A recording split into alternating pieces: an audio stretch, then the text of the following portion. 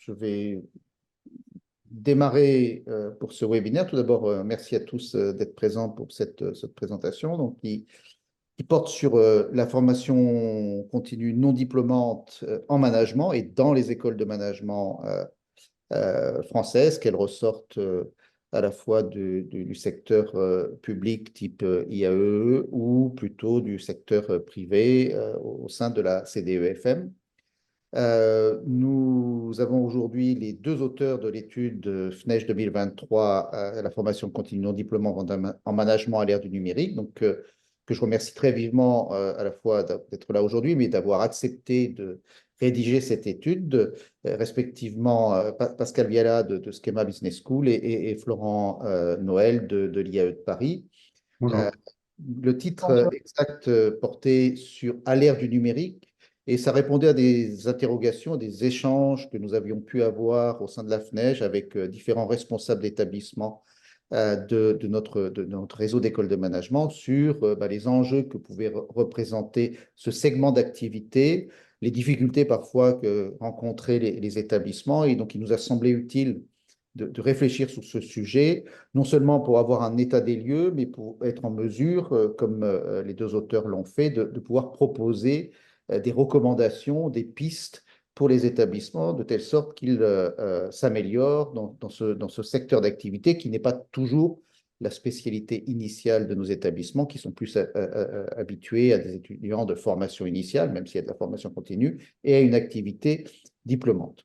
Je voudrais également remercier tous ceux qui ont répondu aux différentes interpellations des deux auteurs, puisque il y a eu à la fois un questionnaire et 55 écoles de notre réseau ont répondu positivement à ce questionnaire, plus certains qui ont été interviewés de façon plus approfondie, donc qui ont aussi donné du temps pour faire part de réflexions plus qualitatives sur le domaine, et enfin les entreprises, puisque les auteurs se sont à juste titre aussi intéressés aux attentes des entreprises vis-à-vis de nos établissements. Mais je ne vais pas aller beaucoup plus loin sur le fond, puisque c'est aux auteurs qui va revenir d'y venir. Donc, ils vont intervenir pendant une trentaine de minutes.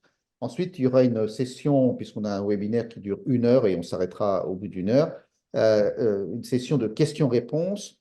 Nous sommes en mode webinaire sur Zoom, ce qui signifie que vous pouvez poser des questions, mais par écrit, et ensuite, moi, je les reprendrai pour les poser directement à nos deux panélistes de ce jour, Pascal Viala et Florent Noël. Et puis, si jamais vous manquez un peu de questions, je me permettrai de me faire votre porte-parole pour en poser d'autres, le cas échéant. Et donc, sans plus attendre, je passe la parole à Pascal et Florent. Merci beaucoup. Merci, Jérôme. Alors, on va démarrer avec cette étude et peut-être directement après cette entrée en matière, nous rendre sur la deuxième slide pour vous rappeler ou aller un peu plus en détail dans le contexte et l'objectif de l'étude. Donc, si on en revient à la période Covid, cette période a été un véritable facteur d'accélération de la transformation du marché de la formation continue. Et l'objectif de l'étude, c'est de creuser plus en détail à la fois ces éléments contextuels. Ça a joué sur la concurrence, ça a joué sur les propositions de valeur et ça modifie également les modèles d'affaires, à la fois pour les entreprises diverses sur ce secteur, mais aussi les écoles de management. Donc, l'étude revient là-dessus pour fondamentalement traiter plusieurs questions. La première question, c'est dans cette période d'évolution forte de la formation continue, que faut-il traiter, en particulier avec la spécificité des écoles de management en termes de besoins, à la fois côté besoins entreprises, que cherchent à faire les entreprises, où est-ce qu'elles ciblent les interventions d'écoles de management ou d'organismes externes, et puis également côté apprenants. Et poser la question du besoin des apprenants, c'est aussi poser la question de l'expérience. La deuxième question liée à cette évolution des pratiques, c'est de se dire finalement quelle est l'expérience apprenant qu'il faut offrir désormais en formation continue. Ça, c'était un des premiers objectifs fixés pour cette étude au regard des éléments contextuels. Et le second, pour les écoles de management membres de la FNEJ, c'est également de voir comment ou quelles recommandations faire en termes de positionnement, d'axes stratégiques à privilégier, c'est-à-dire finalement comment dans ce monde en évolution forte, sur de nombreuses dimensions sur lesquelles on va revenir, se positionner. Donc l'enquête, Jérôme Kaby vous l'a souligné, on a à la fois enquêté auprès d'acteurs reconnus en entreprise, à la fois sur leur expertise, je dirais, de la formation continue, mais aussi de l'innovation en formation continue, de développement des talents, des compétences. Et de la même manière, on a échangé avec un certain nombre d'acteurs de notre écosystème pour affiner les grands sujets, les grandes orientations et le questionnaire qui a été ensuite administré. Si on revient sur les grandes mutations, je pense que la première mutation qu'on a regardée en détail, c'est la transformation digitale. La transformation digitale, de quoi s'agit-il? C'est fondamentalement le quatrième pilier de la révolution industrielle. Et par rapport à cette transformation-là, ce que l'on sait depuis un certain nombre d'années, si on suit les travaux du World Economic Forum, c'est que ça va conduire à la disparition de 85 millions de postes, de métiers. Et de la même manière, ça devrait conduire à l'émergence de 97 millions de nouveaux métiers, de nouveaux postes. Ça, c'était déjà les études 2016-2020 du World Economic Forum. Pourquoi? Parce que quand on parle de la transformation digitale, on parle finalement de la manière dont la digitalisation s'inscrit dans l'ensemble des processus de l'entreprise, et au-delà des nouveaux métiers, ça pose plusieurs problématiques additionnelles. Disparition des métiers, apparition de nouveaux métiers, ça impose la notion, en particulier pour les entreprises et pour les individus, de revoir leurs compétences. Donc c'est la notion reskilling, upskilling un petit peu tout au long de la vie, et c'est également renforcer cette idée qui est celle de la formation tout au long de la vie, qui est de dire que on ne peut pas se former et travailler. Il va falloir tout au long de la vie adapter nos compétences à des tas de choses en mutation complète. Donc, la deuxième ou le troisième élément au-delà de la formation tout au long de la vie et les deux autres que j'ai cités, c'est cette notion de nouvelles compétences. Quelles compétences? Et là encore, ce qu'on a fait dans le cadre de l'étude, c'est revoir un petit peu la littérature sur ce sujet-là. Et ce que l'on sait aujourd'hui de manière assez claire, c'est qu'il faut aider à développer de nouvelles compétences cognitives, analytiques, en particulier la capacité à résoudre des problèmes complexes, la capacité à être créatif, notamment, et puis la flexibilité. Tout ça au-delà, pour tout un chacun aujourd'hui, d'une appropriation des outils numériques et de leur utilisation. Donc ça, c'est le premier élément, en fait, de la mutation du secteur. En même temps, ce que l'on voit émerger, et là encore, ça a été accéléré par la crise sanitaire, c'est l'évolution des carrières et l'évolution des attentes des individus, avec deux dimensions. La première, c'est le développement de la plateformisation, c'est-à-dire la capacité de travailler pour des plateformes numériques avec cette notion de nomadisation qui s'inscrit avec la plateforme. On est sur du digital et on n'est plus sur du physique. Et de la même manière, l'évolution des modes de travail. Il y a aujourd'hui une appétence forte pour du télétravail qui reflète de nouvelles façons de travailler, et ça fait partie de ces mutations majeures qu'il faut intégrer. La dernière mutation, c'est l'évolution du cadre formatif, et on revient assez en détail dans l'étude sur les acteurs, ces modifications, et l'évolution en fait du digital, en particulier dans l'information continue. Ce que l'on peut dire en quelques mots aujourd'hui, c'est tout simplement que la transformation est forte. Elle a été progressive, mais aujourd'hui, dès début 2023, plus de la moitié en fait des formations en formation continue en France sont dans un format mixte ou blended, c'est-à-dire on combine du digital, du présentiel, et ça dépasse la modalité présentielle. Donc pourquoi? Parce qu'on est dans un nouvel environnement technologique qui fait bouger les lignes, on reviendra là-dessus.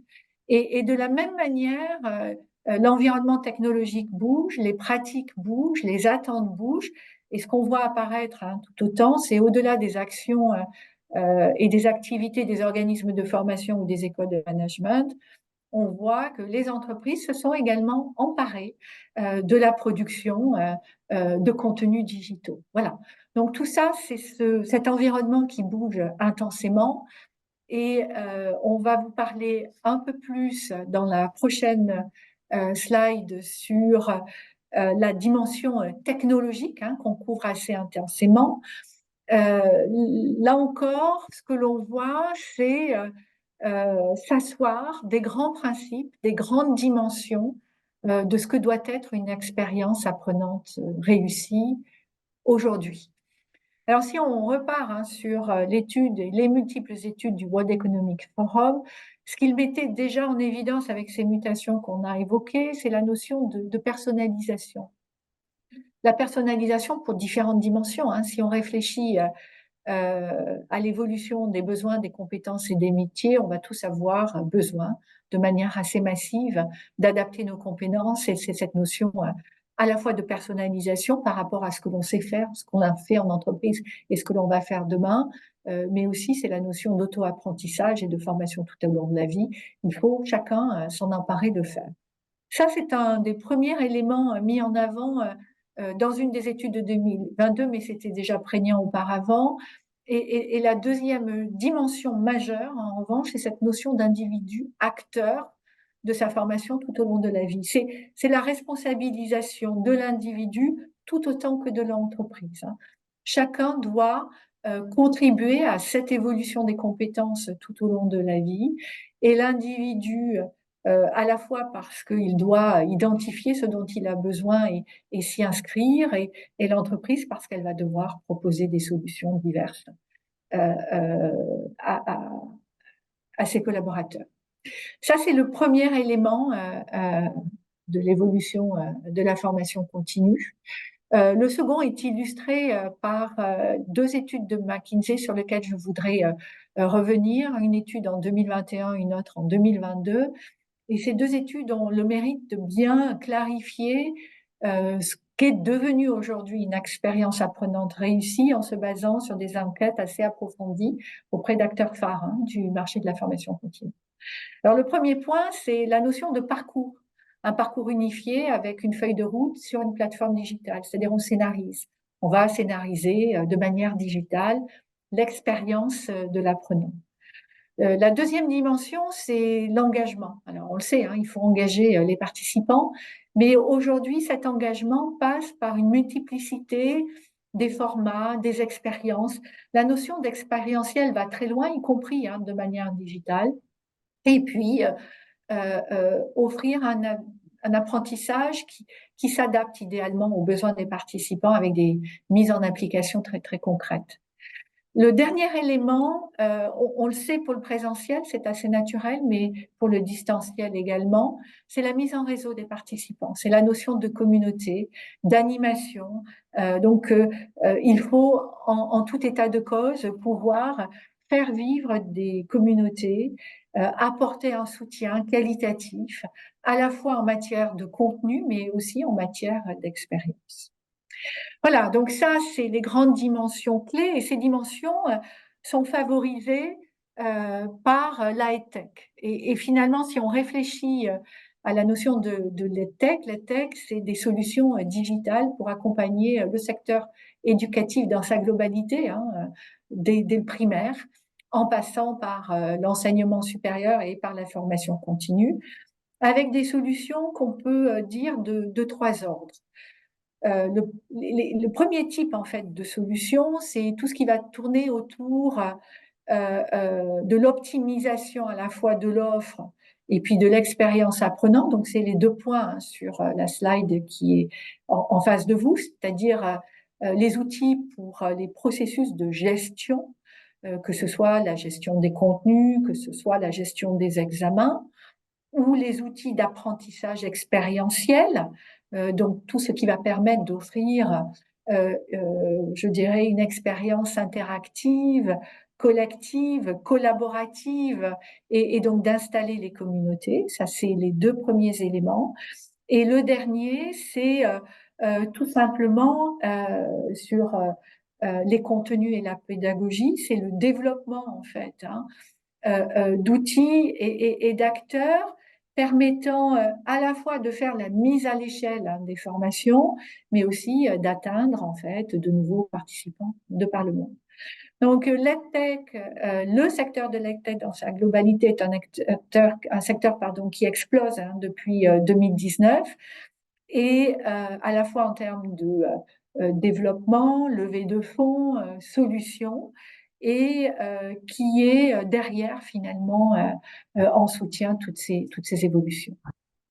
Je vais laisser Florent. Et- oui, merci Pascal. Alors, moi, je vais revenir sur les observations qu'on a pu faire dans le cadre de cette étude. Alors d'abord, peut-être sur la voix des entreprises. On a interrogé des DRH, les responsables de services de formation. On leur a demandé comment ils organisaient leur formation professionnelle continue, quels étaient les usages du numérique et puis quelles étaient leurs relations avec les écoles de type établissement membre de la FNEJ.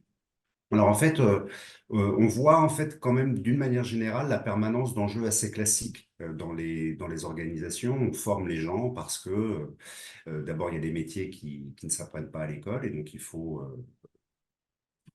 donc il faut mettre au courant, il faut socialiser les individus. Et puis, comme le disait Pascal, on retrouve également dans les entreprises ce qui peut se dire dans les cabinets de conseil ou dans les organisations internationales, hein, le développement des compétences, les mutations, l'employabilité, la formation tout au long de la vie sont des enjeux clairement perçus, avec peut-être quelque chose qui mérite d'être signalé, c'est cette absence finalement de paradoxe de l'employabilité. Alors le paradoxe de l'employabilité, c'est cette idée qu'il faut former les gens, il faut les rendre employables, mais si on les rend employables, ils vont partir. Et en fait non. On nous dit au contraire, c'est tant qu'on les forme, tant qu'ils se développent, tant qu'ils ne se sentent pas piégés, bah, ils ont plutôt tendance à rester. Et donc, on a cette relation-là qui est en train de se mettre en place un petit peu win-win entre l'entreprise et ses cadres. On vous développe et vous restez. Alors évidemment, on a également, donc toujours dans ces enjeux classiques, hein, la gestion des mutations économiques avec la nécessité de mettre à jour, d'organiser la montée en compétences, tout ça en lien avec la transformation digitale. Un autre enjeu, et qui passe, et on le verra après, par des solutions techniques, des solutions pédagogiques différentes, c'est d'utiliser la formation non pas pour développer les individus, mais pour passer des messages, pour développer une culture, pour donner du sens, pour mettre en réseau. Et donc, il y a des usages un petit peu plus collectifs de la formation, avec une formation qui serait plutôt information.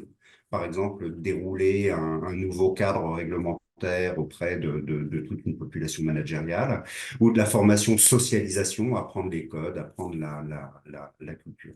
Et puis on a un dernier enjeu qui est autour des fameuses soft skills, là, où on a quelque chose d'un peu étrange. On sent bien qu'on a besoin de gens préparés pour un travail plus décisionnel, plus émotionnel, plus complexe, plus relationnel, etc. De travailler la créativité, et on essaye d'y faire face.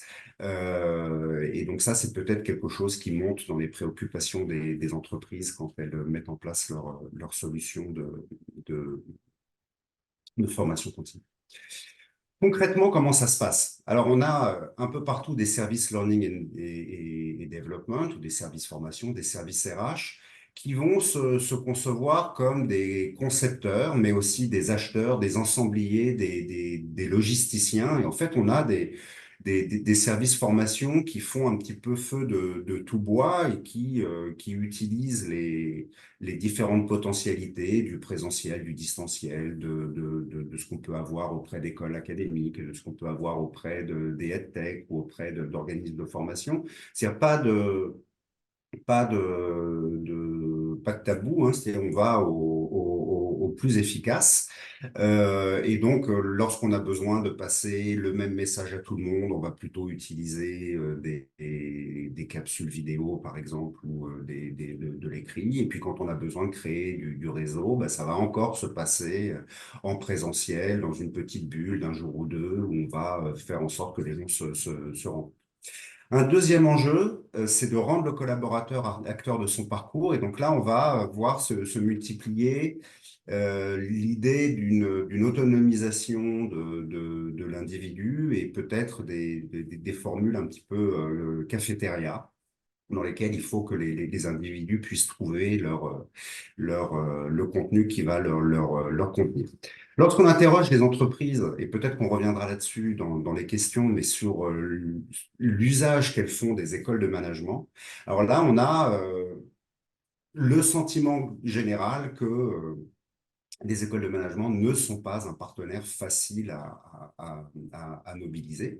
Il y a des lourdeurs administratives. Évidemment, c'est pas toutes les écoles, hein, mais il y a des lourdeurs administratives, il y a des pratiques commerciales qui sont parfois un petit peu surprenantes, il y a des réflexes académiques qui ne correspondent pas toujours à la demande. Et donc, en fait, ce qu'on va chercher dans les écoles, c'est plutôt quand même des dispositifs qui visent à reconnaître, à certifier les compétences, soit parce qu'on a besoin de faire marcher des mécaniques RH, hein, soit parce qu'on a besoin de reconnaître les collaborateurs et de mettre finalement un tampon prestigieux sur leur CV, dans une logique plutôt du coup de reconnaissance.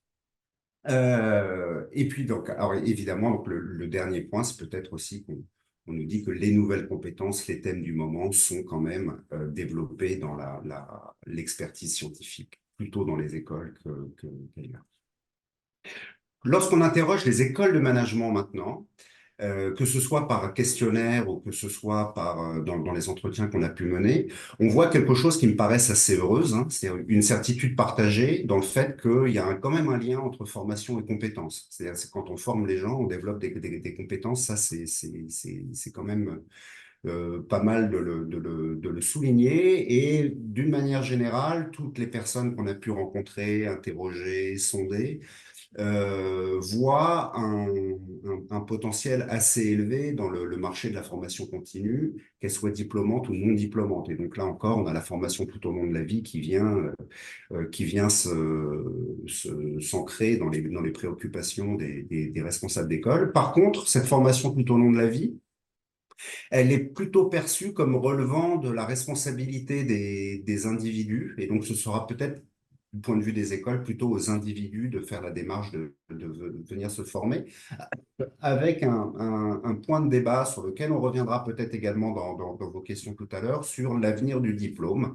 Mais globalement, quand même, que ce soit les entreprises ou que ce soit dans les écoles de management, le constat est fait que les cadres, à l'heure actuelle, ont déjà vraiment, dans leur grande majorité, un bac+5, et ils ont déjà, dans leur grande majorité, déjà été exposés à des formations de type académique, et c'est peut-être pas dans le diplôme académique que la formation tout au long de la vie va trouver son essai.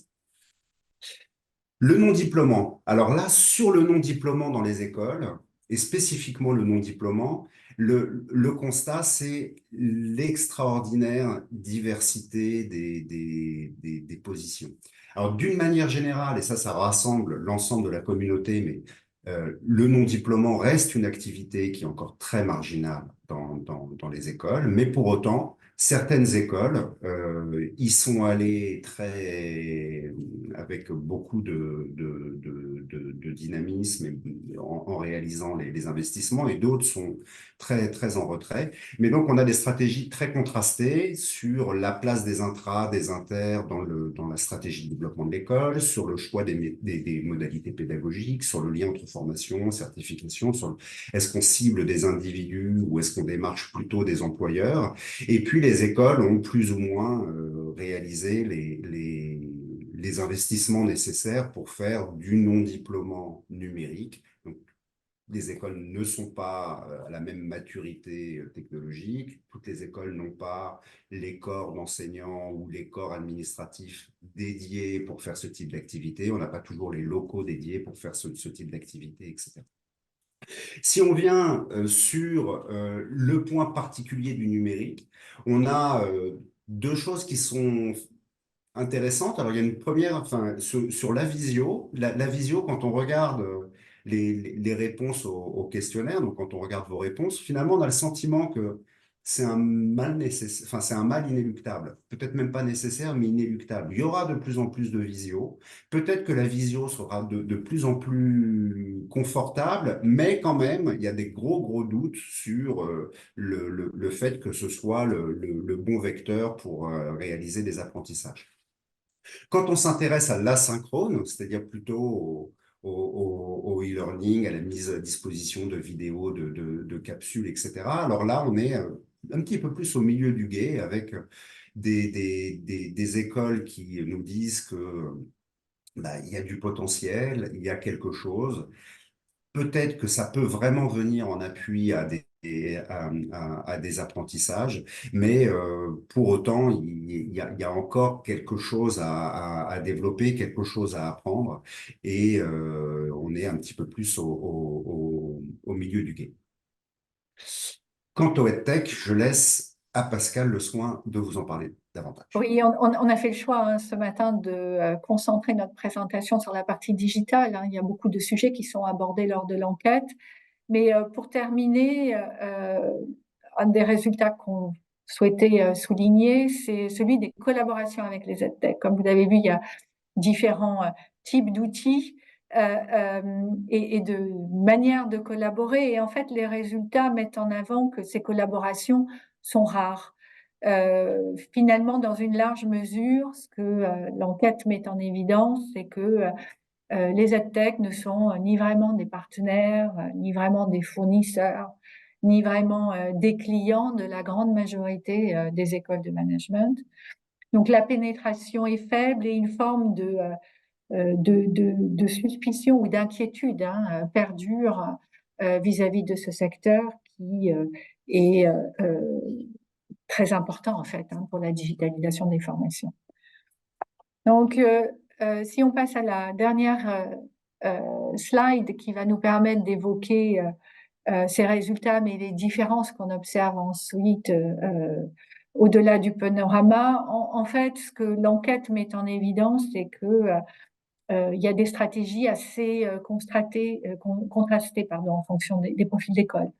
En fait, certaines écoles, comme le soulignait Noël, ont fait le choix du présentiel diplômant expérientiel, ce qui est dans une large mesure le cas des institutions qui doutent en fait de ce que peut apporter le digital pour la formation continue, diplômante ou non diplômante, et l'enquête permet de distinguer en fait ces typologies d'établissements. La deuxième stratégie qu'on observe, c'est des écoles en fait qui sont très en pointe au contraire sur le non diplômant et qui se sont déjà appropriés le potentiel du digital. En règle générale, c'est des écoles qui sont engagées en fait fortement et dans la formation continue diplômante et dans la formation continue non diplômante et finalement ont investi dans les outils. La dernière typologie d'établissement ou la dernière stratégie que l'on peut dessiner, c'est davantage en fait des écoles, des institutions un peu plus sur la défensive qui sont dans une large mesure moins convaincus, mais qui réalisent finalement qu'il faut rentrer dans le digital et faire évoluer les modèles d'affaires. Donc ça, cette lecture est intéressante parce qu'elle permet aussi d'aider à positionner et à faire des recommandations sur les prochaines étapes pour les institutions qui souhaiteraient investir en fait ce secteur-là. Et de notre point de vue, ce que les différentes enquêtes et les différents entretiens mettent en évidence, c'est trois axes possibles. Le premier, dans la logique d'un développement d'une formation continue non diplômante inter-entreprise, c'est de dire que les mutations soulignent l'importance de la formation tout au long de la vie et dans cette logique-là, des formations certifiantes. Donc la faculté pour les écoles de management de s'appuyer finalement sur leur expertise, leurs compétences stratégiques, techniques pour proposer des formations certifiantes qui peuvent être des composantes de parcours diplômants, c'est-à-dire des blocs ou des briques, ou qui peuvent être d'autres éléments à valoriser au regard de leurs activités traditionnelles.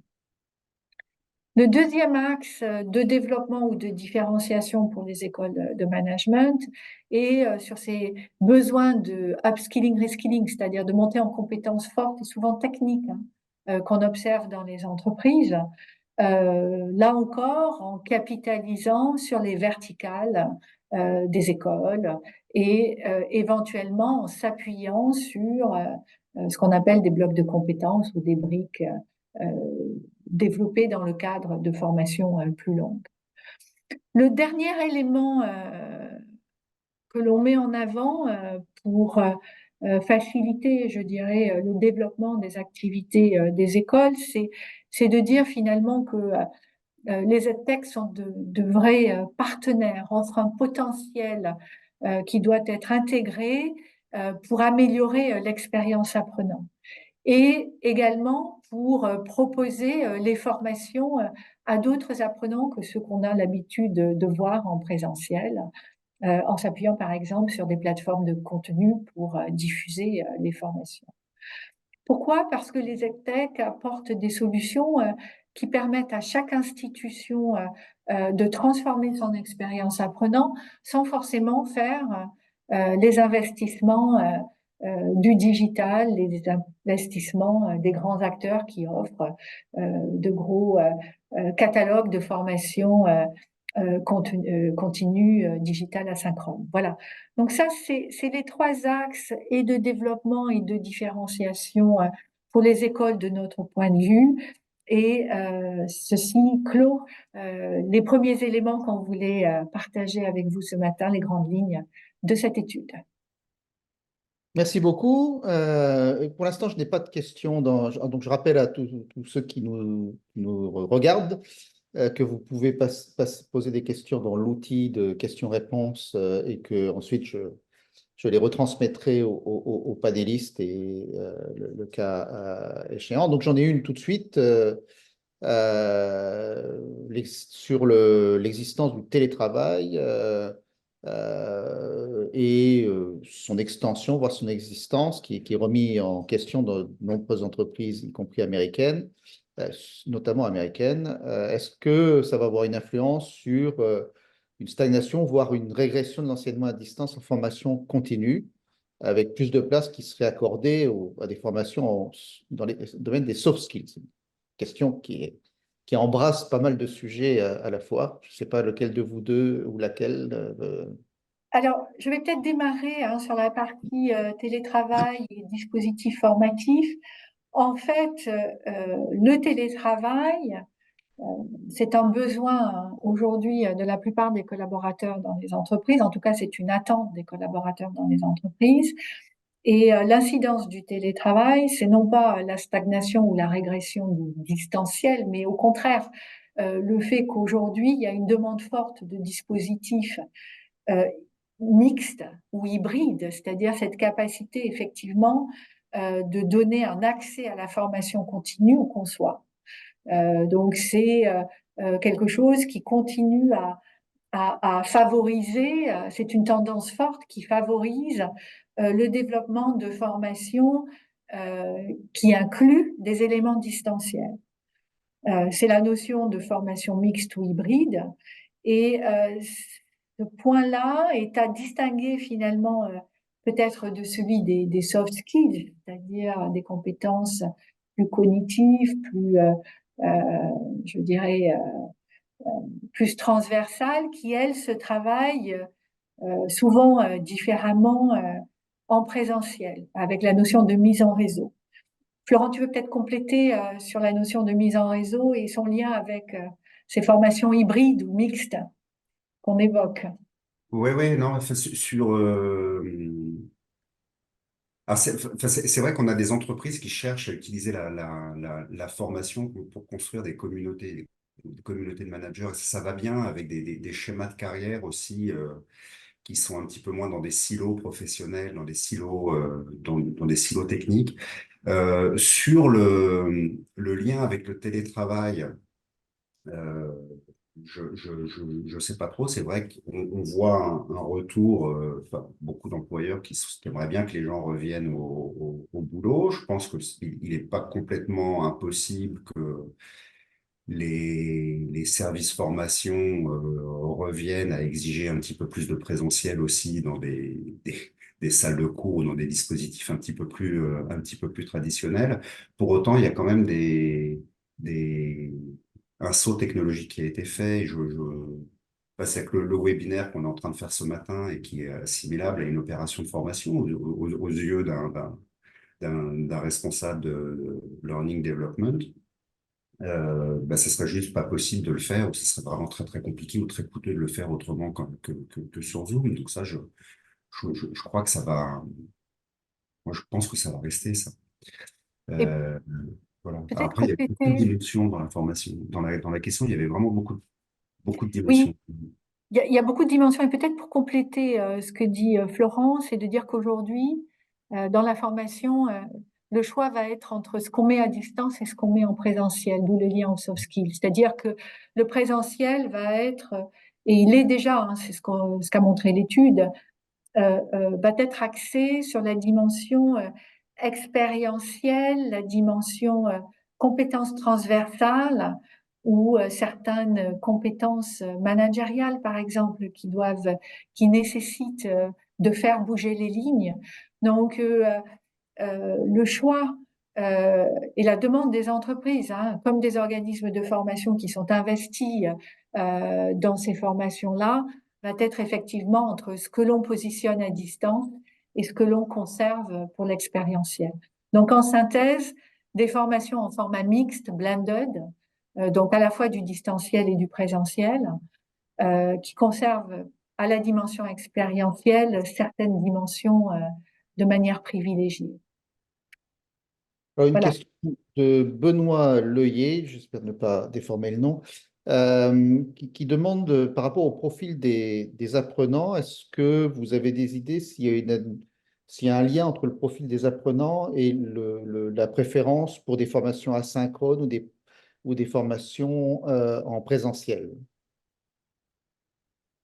Alors, sur les profils, en fait, la quasi-totalité des profils souhaitent hein, de l'autonomisation et du distanciel. On le retrouve partout. En revanche, quand on va sur des profils exécutifs assez haut niveau, hein, C-level ou des directeurs, euh, clairement, les entreprises font le choix de mettre davantage l'emphase sur du présentiel. Les apprenants sont également en demande. Hein. C'est ce que montre l'étude, c'est ce que montrent les enquêtes. Euh, mais le distanciel a des atouts pour l'ensemble des participants. D'où là encore cette notion de parcours hybride. On va voir néanmoins un poids sur le présentiel plus important pour des profils à haut niveau, hein, des profils euh, type C-level et comme je le disais, dirigeants au potentiel. Florent, Moi, tu à veux mon avis, Ouais, ouais, à mon avis, il faut pas raisonner en synchrone ou asynchrone, présentiel ou distanciel. Il faut raisonner en combinaison et, Oui, euh, et ça, enfin, il n'y a rien qui marche si on ne joue que sur un des cadrans de cette matrice. Donc, il faut vraiment jouer sur les combinaisons, mais du reste, c'est pas forcément nouveau, ça, hein. On a toujours eu,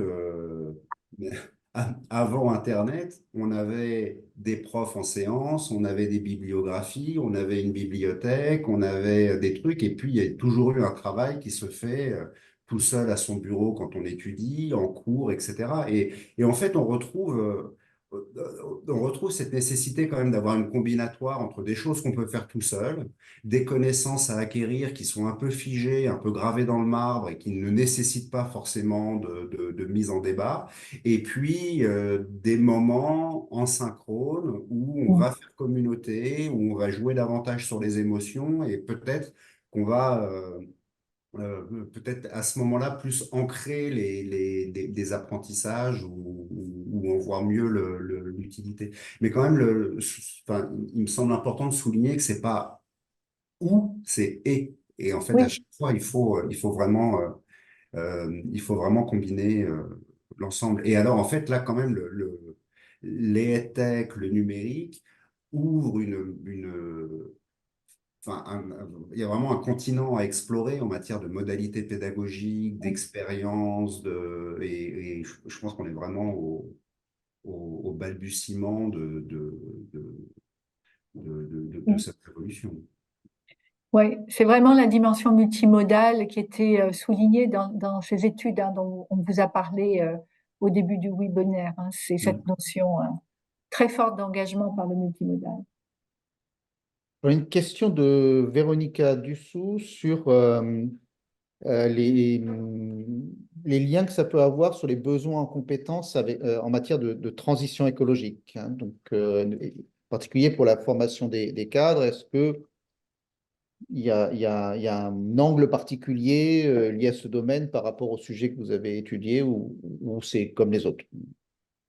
Dans une large mesure, c'est sans doute comme les autres. Hein. On a donné des exemples dans l'étude en parlant de ce que propose AXA Climat, par exemple. Euh, c'est euh, le digital comme outil pour enrichir les dispositifs de formatif est aussi présent là qu'ailleurs. Si on réfléchit à la dimension RSE, ça nécessite de poser la question du digital for good ou de l'IT green, hein, c'est-à-dire finalement comment on intègre hein, l'incidence de chaque chose que l'on fait. Mais le digital est aussi vu comme un facteur d'inclusion. Hein. Dans beaucoup d'études, la formation et l'utilisation du digital pour atteindre de nouvelles audiences, pour permettre à chacun d'accéder à la formation, tout ça est lié. Donc il n'y a pas tellement de différence de mon point de vue, en tout cas de ce qui ressort de l'étude sur cette thématique que sur d'autres. Florent, tu veux compléter ou Non, en fait,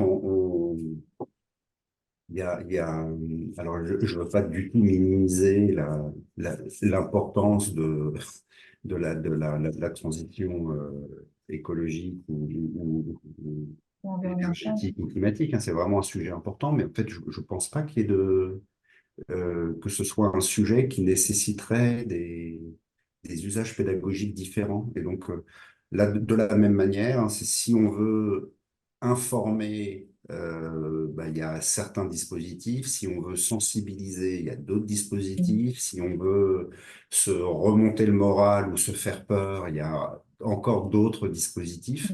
Et donc, ça, c'est des questions de pleine débat. Et après, quand même, il me semble que dans les gens qu'on a rencontrés, on nous en a quand même pas beaucoup parlé.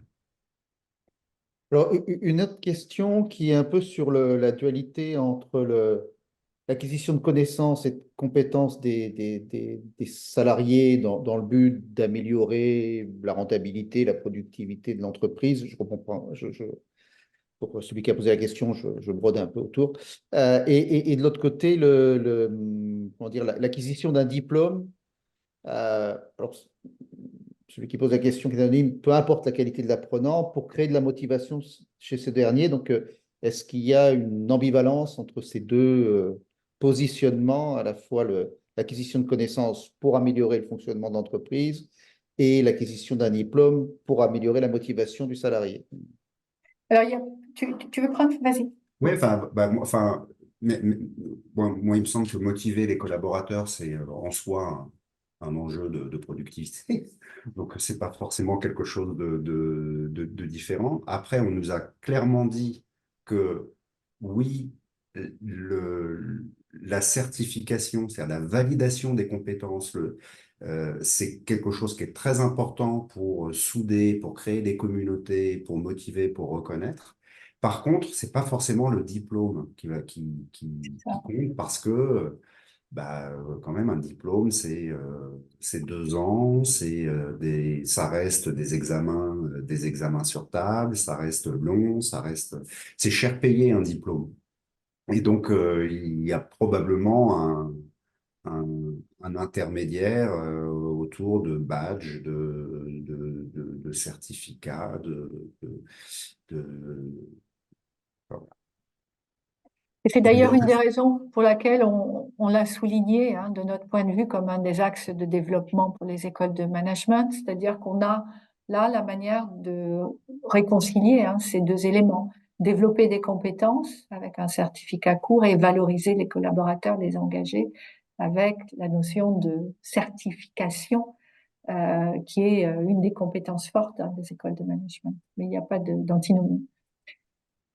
Merci. Une question de Charles-Henri Bessadéor, qui rejoint une des questions que je vous avais préparées, donc ça tombe bien, sur l'intégration de l'intelligence artificielle, en particulier des génératives dont on parle beaucoup au travers de ChatGPT. Est-ce que ça a été abordé? Alors, je rappelle que l'étude a été conduite de 2022, 2020, début 2023, peut-être à un moment où c'était moins chaud de ce point de vue-là, et plus généralement, avant, c'était le métaverse qui semblait être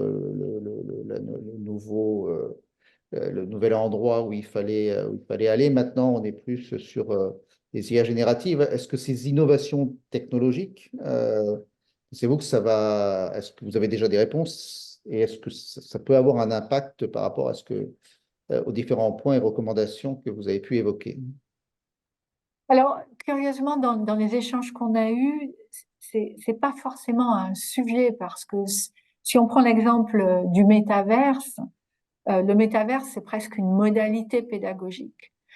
Donc, c'est une modalité pédagogique parmi d'autres. On n'a pas centré l'étude sur sur cette modalité-là dans les questions, mais ça ne fait pas de différence. C'est-à-dire, c'est une modalité pédagogique parmi d'autres du distanciel.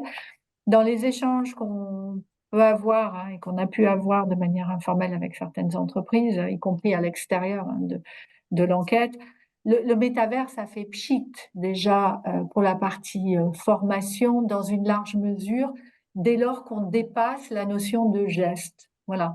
Donc le métavers est un outil qui est bien utilisé pour travailler un geste.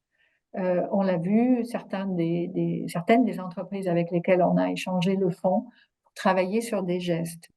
Dès qu'on sort de cette dimension-là, hein, ce qui est généralement l'axe des écoles de management, c'est, je dirais, quasi un non-sujet.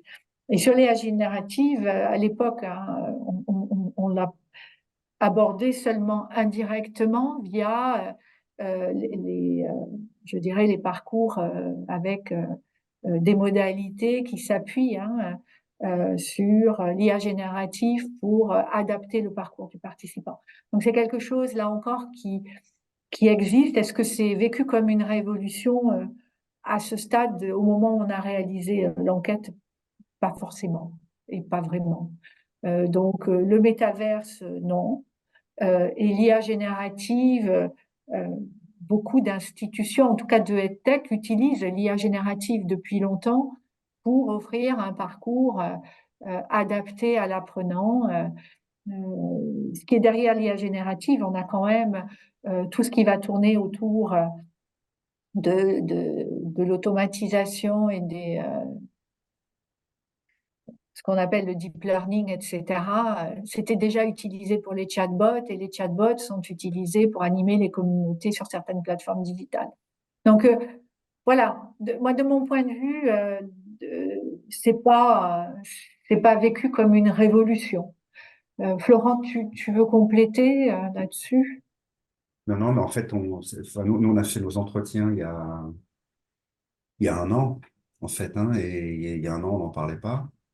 Donc, quand on parlait d'intelligence artificielle, c'était peut-être pour prescrire des formations sur la base d'algorithmes. Vous avez Voilà. suivi telle formation, vous avez besoin de telle formation, voilà ce que vous pourriez suivre.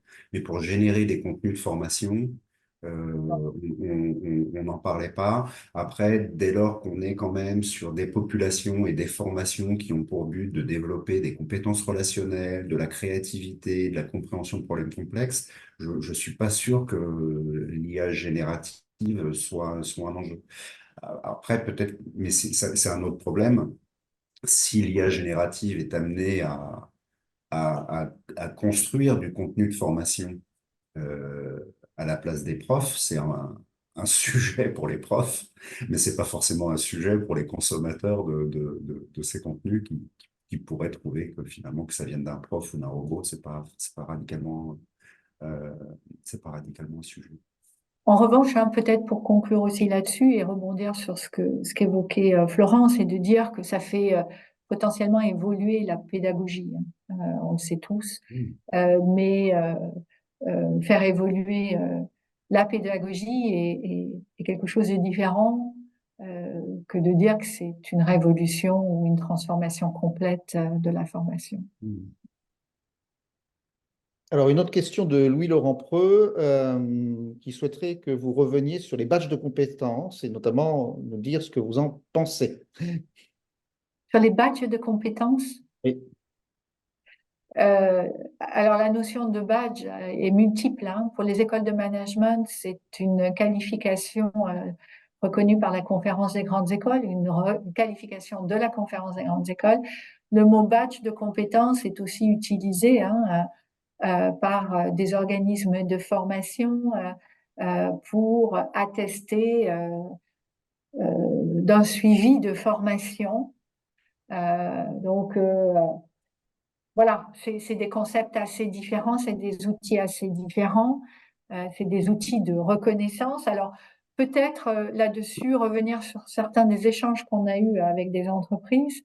Certaines des entreprises nous ont indiqué ne pas souhaiter finalement certifier, identifier les compétences de leurs collaborateurs, parce que ça n'est pas parce qu'on pense avoir certaines compétences qu'on est apte à prendre tel ou tel poste.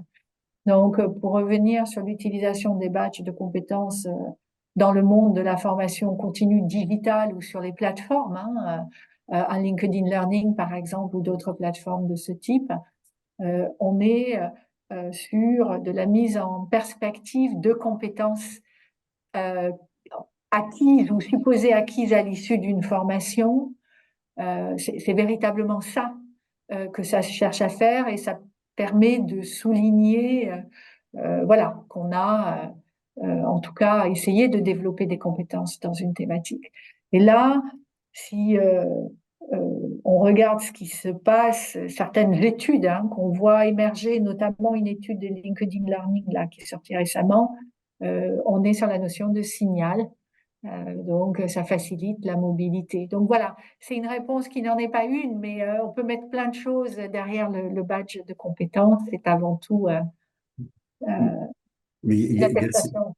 il y a il y a ces enjeux de reconnaissance, mais puis il y a aussi donc ce que j'évoquais en parlant des enjeux de mécanique RH. Quand vous êtes des RH et que vous gérez des centaines ou des milliers de collaborateurs ou des centaines ou des milliers de cadres, il y a quand même un moment où vous avez besoin de répondre à des questions un peu bêtes, mais du genre qui sait quoi ou qui sait faire quoi. Mm. Et donc ça nécessite quand même de remplir des tableaux avec des petites croix dans des cases.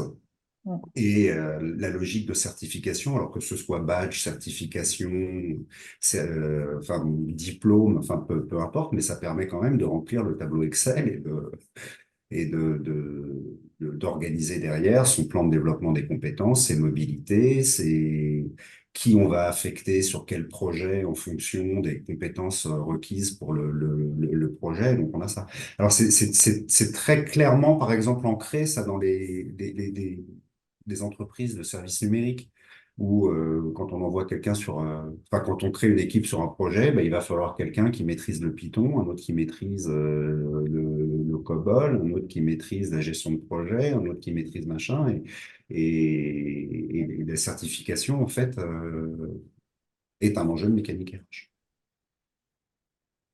Merci. Écoutez, je ne vois plus de questions dans le chat de notre webinaire. Nous arrivons à la fin. Donc, il me revient de vous remercier pour votre intervention, de remercier ceux qui nous ont suivis pendant ce webinaire consacré à la formation continue en diplômante et qui renvoie à une étude que j'encourage chacun d'entre vous et chacune d'entre vous à se procurer auprès de nos services sur la formation continue non diplômante, donc rédigée par Pascal Viala et Florent Noël. Pascal Viala de Schema Business School et Florent Noël de l'IAE de Paris. Je vous souhaite une très bonne journée et un bon appétit puisqu'on s'approche de l'heure du déjeuner. Merci.